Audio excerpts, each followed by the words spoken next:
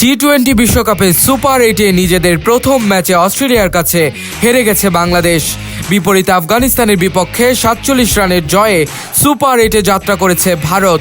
এমন অবস্থায় শনিবার মুখোমুখি বাংলাদেশ ও ভারত।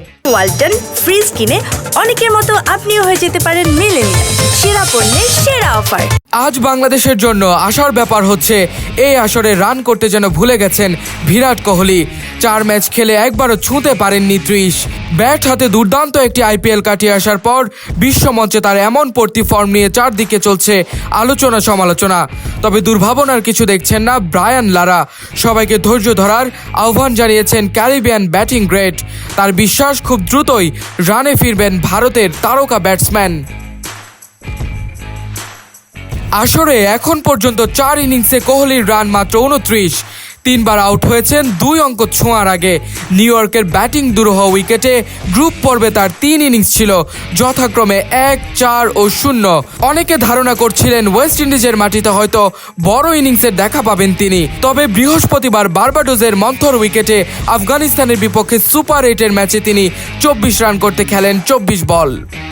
2022 সালে অস্ট্রেলিয়ায় অনুষ্ঠিত সবশেষ টি-20 বিশ্বকাপে সর্বোচ্চ রান সংগ্রাহক ছিলেন কোহলি। 98.66 গড় ও 136.40 স্ট্রাইক রেটে করেছিলেন 296 রান। 6 ইনিংসের 4টিতেই করেছিলেন 50। যুক্তরাষ্ট্র ও ওয়েস্ট ইন্ডিজে চলমান আসরের আগে হওয়া আইপিএলে 15 ইনিংসে 61.75 গড় ও 154.69 স্ট্রাইক রেটে 741 রান করে সর্বোচ্চ স্কোরার ছিলেন তিনি।